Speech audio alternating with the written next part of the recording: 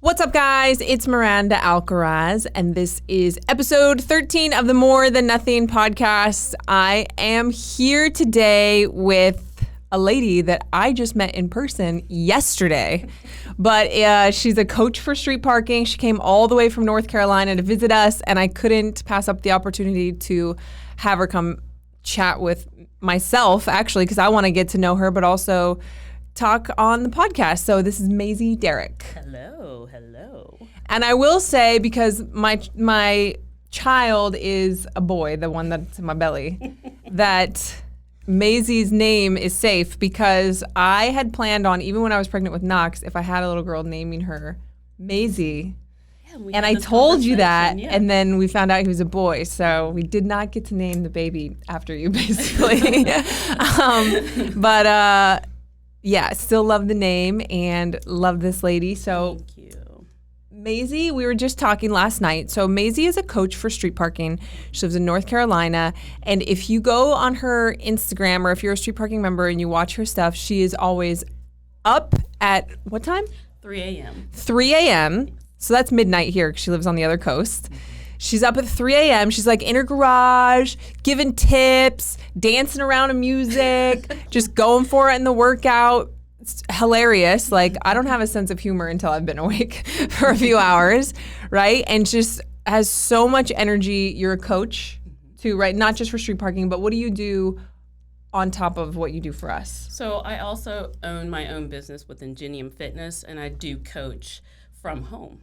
So it's very convenient. Yeah, so you'll see videos of her with her clients, coaching them through workouts and hyping them up, Yes. and all that stuff. You're a mom. Yes, I am. One child? One child, Lyndon, and Lyndon, he's 6 years old. and he's 6. And do you homeschool him? I do. So he has been in private school, I want to say 4 or 5 years, and then we decided that with his learning abilities, and it's not dysfunction at all. It's just he's hyper focused on a lot of things, and we want to challenge him even more. So we ended up testing him. Found out that he tested into 3rd grade, but I held him back for 2nd. So I've been homeschooling 2nd grade. How's that going so far? It Because is I want to do the same thing. I'll forewarn you. The first week was rough because I'm so goal oriented, and everything has to have its place. And it was just like I wouldn't be done teaching till like 7 p.m. So it was pretty rough. Man. And did you go to regular school growing up? I did, yes. Because what I've read about homeschool, and maybe you can give me a little insight, since Knox isn't really old enough to be taught in like a traditional sense yet, but is the biggest mistake you can make is to try to recreate school at home, like with like the structure of school in your home. But it's like, when that's all we know of school, it's so hard to not do that and to think of other ways. That's it. That was the rough part for me the first week. I was just like, oh, it has to be this way. And no, make it work for you. Make it follow your child. So that is like a gift right there when it comes to homeschooling. I love it. Dang, I'm definitely going to be reaching out to you for some ideas on that. So we've got this up at 3:30, crushing workouts, always getting her fitness in, super strong, coaching other people, homeschooling mom. And I knew all of that about you before you came here. And that you're funny, and that our members just love you, and all of that. So fast forward to, I said that I wanted to have you on the podcast. And I didn't really pick a specific topic because I don't know you all that well, but I know enough to know that everyone has a story, and that everyone has overcome obstacles, and everyone has a lot. And so we kind of started talking about a few of those things. And I found out last night that you were like a super high level dancer, that you taught yourself several instruments and like played music at a very high level, that you grew up in a military family. Yes. And I'm just like, oh man, there's a lot going on there. And basically all that I gave you in preparation for this podcast was that I want to talk about More Than Nothing, and with your struggles that you've been through in all of those areas: mom, music, dance, military stuff, training, whatever you're comfortable talking about. how people need to understand that there are obstacles and just to start where you're at and do the best that you can. So yeah, I want to kind of talk about that. So talk about when you were growing up, you were in a military family. Were you like moving a lot? No, not at all. Funny. My mom would say, "I married a military man, but I'm not the military. He goes, I stay." And she's an educator. She taught high school and college, Spanish and French. And so we stayed in Jacksonville, North Carolina, Camp Lejeune. Oh, wow. And they're still there. And they're still there. Dang. Both retired. And your dad was a Marine, you said? Yes, Marine. So he served 33 years. He retired Sergeant Major. Do you have siblings? I do. 4 years apart. My brother, Hewitt Swasso. Older than you? He is younger. Okay. I'm the oldest. Okay, that makes sense now. You're very, she's very scheduled and regimented and just. And my brother's very free. I mean, that's how it goes. Yes. With the oldest sibling needs to be in charge and feels like they need to take charge a lot of times. So, growing up, when did you start dancing? I want to say 4. It was along the lines with music. So I started playing piano when I was 4. Dang. Now, side note, I didn't start speaking till I was 5. Wow. Yes, I was mute. You were playing the piano, like no words at all? No words at all. Was there a reason? Like, did they take you to the doctor? Like, what causes that? Earplugs put in. Okay. Yeah. But my mom also, she spoke Spanish to me all the time. So I didn't really say anything. I couldn't really hear much. So as part of therapy, she put me in piano lessons. Wow. Yeah. And then what finally, so you're playing piano at 4, but you're still not speaking. What finally clicked to get you to speak? Because you're all about it now. You know what? I really don't know. I think that would be a question for my mom. I'm sure that's something just as when I perform, that's how I speak. So like when I talk, I'm talking with my hands all the time. So I think that somehow it just came together. Wow. That's really cool and interesting that you were able to pick up the piano. And that was probably like a form of language for you. Were you very artistic and stuff too? Yeah. Wow. Okay, so you started playing piano, and what about dance? You said around the same time? Around the same time. So as well. maybe another form of communication for sure. Absolutely. And which one were you latched onto more, or was it equally as you were growing up? Equally, and it's stuck to me my entire life. So yeah. What type of dance were you doing? Okay, so the typical ballet tap jazz. I would say fast forward to probably 16 to in my late 20s, rhythmic tap, contemporary, ballet, and jazz. And what was it about dance that attracted you, or what were you passionate? Did you feel like you had to do it because your parents put you in it? Did you love it? Did you hate it? What was your relationship with it as you were growing up? Yeah, I love it. It was like a sense of getting away from some type of reality because I got to be more expressive with whatever I'm doing, whatever I'm taught. So yeah, that's my answer. I'm sticking to it.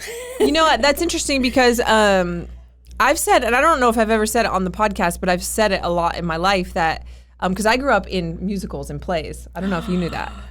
No. So starting at 7 years old, one of my best friends when I was 6 or 7, she was like, we should go try out for this play. And it was the best Christmas pageant ever play, which probably most people have never heard of that, but I guess it's a pretty popular play around Christmas time. We went and tried out. It was her idea. She hated it. I loved it. And so I was hooked and I continued on. And I think I did between the ages of 7 and I want to say 16, I did 20 musicals. I was in The Sound of Music twice, Peter Pan, all the classic Fiddler on the Roof. West Side Story? I never did West Side Story. I got West Side Story. So, but in social situations and even as a child, I actually took tap dancing too, and my mom has a video and some photos from my very first recital when I was 3 or 4 years old. When I was up there, I was supposed to do my solo, and I just stood there. I'm very shy in nature, But when you give me a character, or even when I was working on the seminar staff, if you put me in front of a group of people, I feel like I'm also playing like a character at that time, and I'm comfortable in front of groups, but not like so much in social settings. I'm a little bit more shy, so I think that's interesting because I've always been confused by that about myself. Yeah. Okay. So, as you were growing up with dance and music, was there ever anything like, did you ever use that as like a way to get through? I don't know. I don't know anything about your story. So, when I perform and when I practice, let's just go back. When I practice, I get lost. I'm like, I've been at the piano for like 5 hours. Lost. And it's like my mom and dad like, hey, it's time to go. Hey, it's time to do this. And I'm like, oh, but I have to perfect this before I can move on. So then there goes that extra trait of being artistic and then being perfect and then having that goal to do this and do that. So I was very hard on I'm still hard on myself, but I was very, very hard on myself, and I internalized that a lot. And when it came to performance, that's where I let everything just go. So, yeah. So, okay, so you were very rigid in practice, but in performance you felt a little bit more free, is what you're saying. Yes, absolutely. I just let it go. Are there other areas that you currently now, or maybe it's just every area, that you feel that same like need for like perfection? Coaching. Absolutely. I always feel like you are a student of your craft, of your gift. You should always be learning. A lot of people take that for granted. You don't know it all. I don't know it all. So always take the time to read something or listen up on a podcast or listen to somebody's thoughts about any subject to better help you. Do you feel like that the perfectionism, if that's what you want to call it, steals the joy from doing things? Because you seem like a very joyful person, that you really enjoy what you're doing. So how do you prevent wanting it to be perfect from stealing the fun? Got it. Okay. So it's one of those things my husband would tell me is, yes, nobody's perfect. And if you're not having fun with the passion that you're sharing, you need to stop. And so I had to learn how to let that go. How did you figure that out? What did you do? Sprinkle some glitter. I guess it's something that you have to recognize. Hey, it's not going to be perfect. It's okay. It's not the end of the world. Let it go. Yeah, they wrote a song about that. I think Knox was watching that song this morning, actually. Oh, yeah, Knox. And I think that's important too. One of the things that I've talked about with my fitness. So when I was competing, and I even in Hawaii when I was coaching the team of teenage girls, and they were like dying in the workout. I told them you got to laugh about it because honestly, in a workout or in like a competition, it's like you like start panicking and you're so worried about how you're doing and you're physically uncomfortable. And then if you can remember, I actually chose to do this. Like I wanted to do this and this is good for me and this is like supposed to be fun, and you just laugh at yourself through it. And you can't necessarily laugh through everything. There are definitely things in life where that's not appropriate or maybe the best response, but in most things that people really let get to them, if they just like realized how big they are making it in their mind and just be like, oh my God, I'm so worried about this workout and my time right now, or that I just failed a rep, or that I just like that was an eye-opener for me. Like when I started with street parking, and then as I watched the community and everybody else, I'm like, really? It's not about my time? It's about just really, you got up and did it. Yeah. You know, so it's just that, that's a great point. I think it stops people from like even starting things so much because they're like, oh, I'm not going to be able to do it like so-and-so, my other friend does it, or I'm not going to be able to do it how in my mind I think it should be. Right. Yeah. Mm-hmm. Do you have any areas of your life that you still struggle? So you said coaching. What about your homeschooling? Because Is that why it was so hard at first? It was so hard. It really was. You have no idea. Like, I had a full schedule. It's like, it's going to be done at this time and this time and this time. And he just didn't respond to that at all, probably. No. But after that week, you could tell, like, it changed. I don't know what changed in him, but he's like, all right, Mommy, I'm ready to do math. And he wants to stay with math forever. Oh, he likes it. Oh, my gosh. And he does Kumon also, so that's, like, help him with the accelerated math. But it's just like, okay, I have to follow him. I need to step back because this is his growth. That's where he grows. Yeah. So you got up to a pretty high level in dance and music. Which one did you get further with as far as like so I do skill, I guess that you could say. Both. And the reason why I say that is because I actually had the opportunity to work with some major people in my lives, like Gregory Hines, who passed away years ago, but he was my rhythmic tap teacher, and Mikhail Baryshnikov, he came down, was working with Tap the movie, and some other people, and it's great. So that was part of my dance, and then for music, I've done a lot of operas and a lot of ballets. You can sing opera? No, I don't sing opera. Oh, you were just dancing. You were back. No, I performed in the orchestra. Oh, for the music. Okay, Yeah, I was still music. thinking of the dance. So the dance, I did dance. Wow, that's so cool. I love the live orchestras and stuff Yes. like that. That's so. And what instrument were you playing in the orchestra? Oboe and English horn. And how did you learn the oboe? Funny story. I was bored with clarinet, and I was getting ready to graduate high school. And as the semester was about to end, my band teacher was like, "Oh, I need an oboe student, excuse me." And I was like, "I guess I'll teach myself how to play." And he's like, "For real?" I'm like, How "Yeah." old were you? 16. Okay. And It's like a normal 16-year-old girl thing to Sure, want to do. I got this. I'll do oboe, no problem. And so I did that, and then auditioned to a college and got in full ride From teaching yourself. from teaching myself. Dang, Salvia, what have you taught yourself? This camera stuff. Guitar? Yeah, that's so cool. Are your parents musical or do they dance? And your brother? I mean, Latinas, we always dance, Your mom's from Panama and your dad's from Belize? Or is it the other way around? Okay. That's correct. Oh, yeah, they're a hoot. But do they play any instruments or a dance other than My mom just for fun? dance and, for fun, and they sing. My mom loves to sing. Did she do it like as a thing, or like she just loves to sing around the house? It's just random, yeah. So where do you think that came from for you? It just started maybe when you weren't speaking and you latched onto the music and the dance. Yes. My brother, both, and I, we do. Okay. Yeah, he's also a guitarist. So.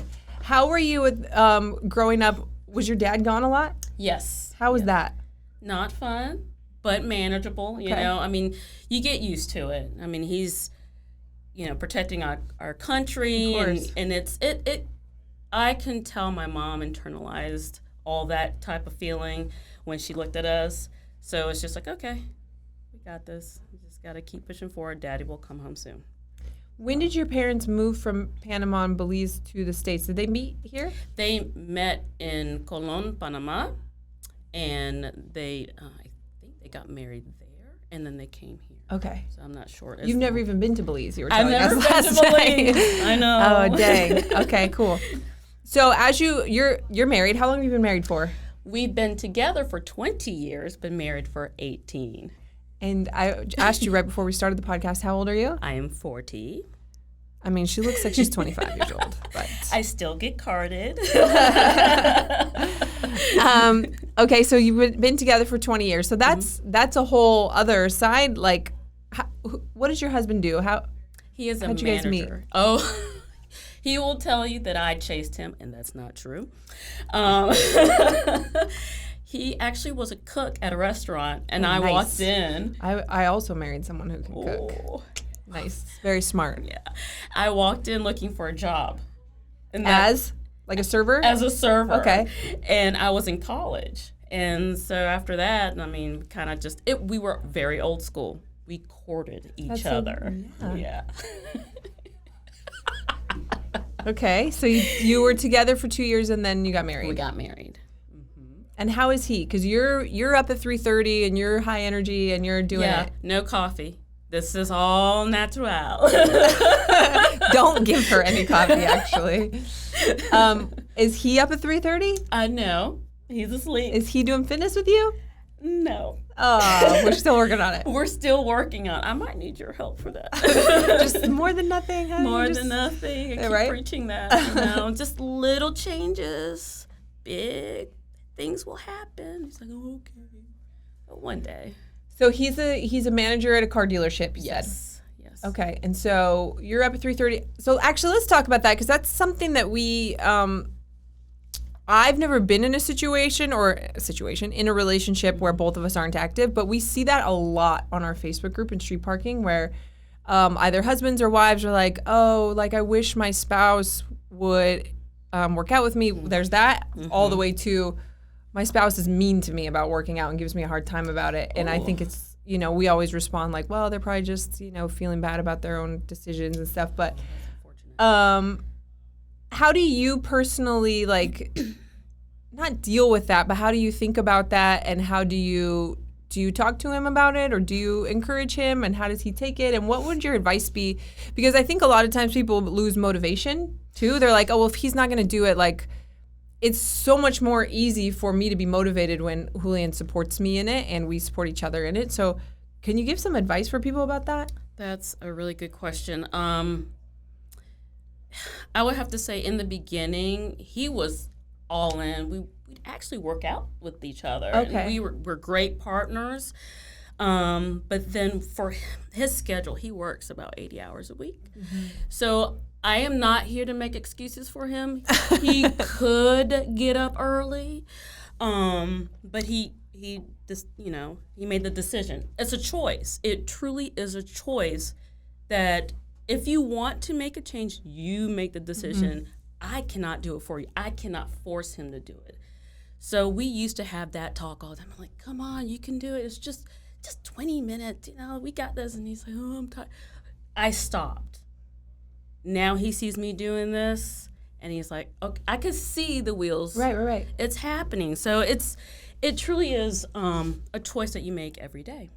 And it's discipline. So I'm disciplined, obviously, to get up every morning at 3:00, but he has to make that decision. It's a choice. Yeah. So he doesn't. His habits, or I can't. It sounds like it's not like he's discouraging you from it. He's not. No, not at all. Yeah. So it's never been like, oh, well, if he's not going to do it, I feel selfish doing it, or I should just. I feel like if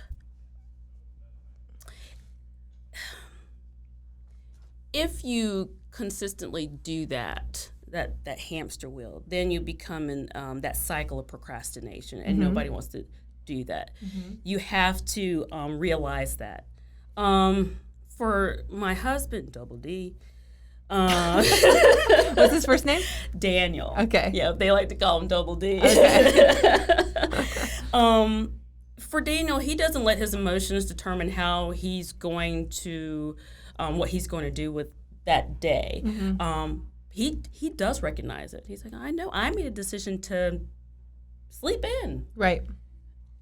He continues to do that. And I said, well, you continue to do that, you're going to continue having the same habits every day. So whenever you feel like it, change it. I think it's really important, to set an example. Like, one, you are able to set an example with just having your gym at home and street parking and everything that at least it's not, hey, when you're ready, you have to also be ready to drive to the gym and spend 2 hours. Like, he can see that it's simple. Yeah. And he knows that deep down. He knows it, whether he thinks about it or not at this point. We're so calling you out. But you do have to be careful of pushing it. Right. Because then they're less likely to even ever want to talk to you about it. That you're dead on. You don't want to push it at all, because then they start to retract back. Mm-hmm. So, yeah. Because obviously, Julian and I don't have that problem, but there are definitely family members, and we see this a lot on our Facebook groups too, and even actually on our staff. I recently asked all of our staff, what are you passionate about in working here? And a lot of them said, I hope that my family sees what I'm doing, and some of them latch onto it. Mm-hmm. And I have siblings, or actually my mom has always, because I owned a CrossFit gym in 2011, and since then she's been pretty consistent at working out. But my dad's actually worked out a couple times at like meetups and stuff. Oh, that's so cool. He gets into it, and that's so rewarding. But I never am like, you need to work out or you need to change your diet. I think I bought him like a paleo cookbook one year for Christmas, like all my siblings, and told him like to try it. It's really good. But my little sister, she's started doing the workouts and with street parking, because she's watched me when I was competing and everything. And it was like, that was too much for her. Like, she couldn't relate to that and see how that could apply to her at all. But now she helps us actually with some of the admin stuff for street parking. So she's on the Facebook group. Oh, yeah. And she sees that it's possible. And there are people like her doing the workouts and stuff. And I think setting an example is so much more effective than nagging. Yes, I was the nagger a long time ago. I'm like, you should work out with me. Why do you keep walking through the gym? I mean, it's every day he walks through the gym. He's like, I worked out. That's his joke. I went to the gym. I went to the gym. What are you talking about? But, for me right now, the small changes is like nutrition for him because he sits all day. Yeah. And it's rough. So I'm like, okay, I had to learn to be like, he's not getting in the gym. That's okay. I will make your meals. Mm-hmm. So that's what we're doing. And then once in a while, I'm like, hey, did you walk around the lot today? It's like, yeah, I did for like 5 minutes. I'm like, okay, that's more than nothing. Yes. I will take it. Yes. Money. Yeah. And saying, this is going to sound bad. Sorry, Daniel. We're not talking just about you, but it's almost like being a parent to a small kid, like really reward those small efforts and try not to like push it too much for like, good job. Yes. You did it. And then they're like, people want that recognition. I'll give them a gold star for today. People want the recognition. They do. Big time. And that's what's hard with people, and a lot of the people who listen to this, they're trying to work out alone or find, they're in their like apartments or whatever, right. And it's like nobody's giving them a gold star. No. So that's tough to stay motivated, but that's good. Yeah. Okay. Good advice. Not nagging, just setting the example. Yeah. And any sort of effort on their part, give them the gold star. Yeah, I'm giving it to them. So, I guess what I had asked you last night that I wanted to kind of learn from this, and I know you made some notes over there, and I don't know if we've hit on any of them or all of them or what.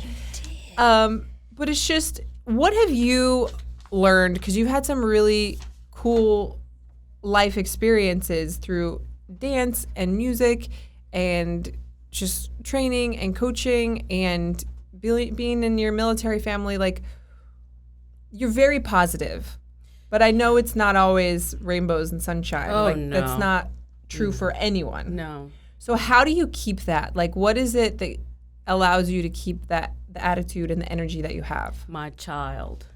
I do everything for him. He is my miracle. Yeah, tell us the story of that. Oh, you got tissues? Well, let's just go with, we were trying for the longest time and was told to get a hysterectomy. My mom said, no, Macy, go get a second opinion. So I said, went and got a second opinion. And she does talk like that. Got a second opinion, found out that I had fibroids, size of golf balls. Wow. They're about 8 pounds. Jeez. Yeah. Had them removed. How could you not, like, was your stomach pushed out? It would get bloated. Yeah. Had them removed laparoscopically. Okay. In the middle of the process, they nicked my small intestine. Now, they sent me home. Oh, no. Yeah, they sent me home, and then I was feeling sick. We went back. All is done. 3 years later, had Lyndon. I was getting my master's degree. So you had the nick in your intestine this whole time? Yeah. Okay. Getting queasy? No, but like, has it been fixed? Oh, it's now? Okay. Yeah, so when was this discovered? The next day. The next day. Okay. The nurse told me, and the doctor said that if I waited probably another 10 more hours, I wouldn't be standing here today. That's what I was like. Wait a minute. I feel like we're missing that piece of the story. Sorry. Okay, so you had Lyndon how long after that? 3 years. Okay. So were you trying still for that next 3 years, or you just kind of like, whatever happens, happens? Whatever happens, happens. Now here he is. Here he is, full of life. He has my energy, high energy, and loves to learn. So would you say that having him changed you and you weren't as energetic and positive as you are now before you had him? Has it changed you, or has it just made you more of that? I don't know. I have my moments. We all have our mommy moments where I want to lose it. But I think I've always been positive, but there are instances where I don't know. I'm tough. I always give tough love. I think that's where I need to talk about is it may come off pretty harsh, but I'm doing this out of the greatness of my heart. Mm-hmm. And so, like with my son, when it comes to teaching, it's always tough love. He's like, "Oh, it's a little hard." I'm like, "No, you got this. You got this. Don't quit." Mm-hmm. Nobody wants to work with a quitter. Okay, I'll work on it. So he works on it. So that's my thing, is like giving everybody tough love when it comes to my son, when it comes to coaching, everything. But yeah, just staying positive is key, because once you let that negative self-talk in, it's no bueno. I mean, it's not good for you, because then you start reverting back to that, and you don't want to. You always want to move forward. You don't ever want to step back. So when you start going into that zone, how do you pull yourself out of it? That negative? The negative zone. Oh, Lord. I have to remind myself that you have to go for it now, because tomorrow is never promised. It never is promised. So I'm like, okay, all right, let's go. Unicorns and sunshine. And what is it specifically about Lyndon that motivates you differently than what you had before? Obviously, other than the fact that you remember every day that he was a miracle and you're lucky to be able to be his mom. Oh, gosh. He's just awesome. There's something about my son that is extremely special, and that's he is very in tune with emotions, which I never have been. Completely opposite. So he'll come up to me and be like, I love you. I hope you have a good day. And I'm like, oh my God. And I'm like, I was never like that. I'm just like, let's go hard. But he's just like, he's very, I don't want to say soft. He's not soft. He's just very in tune with the emotions, which is very special. Yeah. And I also think that that's why you latched on to music and dance, because you can't be good at music and dance without tapping into your emotions. That's true. That's where it comes. Yes, it all comes out. It comes out there. Everything you're uncomfortable with in real life, that's why you latch onto the music and dance. Mm-hmm. And I think people should definitely find stuff like that. Yeah. I think fitness can be like that in a way. The emotions come out and you let them all out, and you're stressed out. And I mean, I've cried during workouts and everything. It's such a release for that. And grunting is good. I mean, yeah. I grunt all the time. I was so pissed during my workout. Not last night. Well, last night was fun, but the night before, I was so mad. And Julian came in, and Julian's like, how was it? I'm like, I hated that the whole time. But, it teaches you to overcome stuff. Absolutely. For sure. You got to get out of that hole. You got to change your mindset. And it's tough, especially like during a workout. You're just like, oh my God, I want to quit so bad. But no. Yeah. Yeah. Awesome. Well, thank you. Oh, absolutely. Yeah. Guys, she wakes up at 3:30. So if you got to set the alarm clock for 20 minutes earlier, let me ask you, actually, why do you do that? Why do you wake up at 3:30? You don't have to. It's 3. Okay, 3. Because from what I hear that you stay at home with Lyndon, so why are we waking up at 3? What is that? What is it about that hour that calls you? It's mommy me time. Okay, so that's when you work out. Is it like 3:30, right? 4? At 4, okay. Yeah. So I actually roll out of bed, and if you really want to know what I do, I drink water. Okay. Oh, here we go. Here are the steps. Here are the steps. I get up, I drink my water, and I I pray, Okay. and I meditate. I mean, Great. and I actually pull up maintenance, and I do my maintenance because mommy's body's hurting. So I do that, and then I get in the gym and get everything set up, and let's go. Now, there are times I'll look at the workout, and I'm like, there ain't no way that I'm going to do this. Usually she's telling us on Instagram, there ain't no way I'm going to do this. I'm like, this is so hard. Yeah. But in the end, it's like, okay, I accomplished something today. I did more than nothing. Whether it's program A, B, C, or shift, which I love the shift program, you just got to get in there and do it. More than nothing, absolutely. There's something, and I'm not like a consistent morning worker outer. I've had like on and off stints with morning, but I know, and I've talked to enough people and I've read enough studies or stories or whatever you want to call it, that there's something about doing something physically hard in the morning that sets you up for like, well, I already like overcame that today. Set you up for the rest of the day. Yeah, and obviously like the adrenaline and like the endorphins and all that stuff are so great as well. But you're like, I already got through that. That was hard. I overcame that, and it sets your mind up. Yes. Right. Yeah. So I encourage people to work out in the morning if they can make that work in their schedule and their lifestyle, because I do think that there is something about that. There is, and it really does set you up for the rest of the day. I mean, I get up and I do that, and then I homeschool, and then I have the rest of the day. Mm-hmm. So, I mean, yeah, I could go back and do another workout. I do not. But, but you know, it's done. Yeah. And you're right. It's great. It's a good feeling to get up and do it. Absolutely. Yeah. And just 10 minutes is all people should start with. That's all it takes. Yeah. My goodness. I think so many people start their day frantically and like hit snooze as many times as possible, and then they're like rushing, and that's why I sets you up for a stressful day. To set their phone somewhere else, like because no one uses a digital clock anymore. But if you just set your phone like in the bathroom or something, you gotta get up.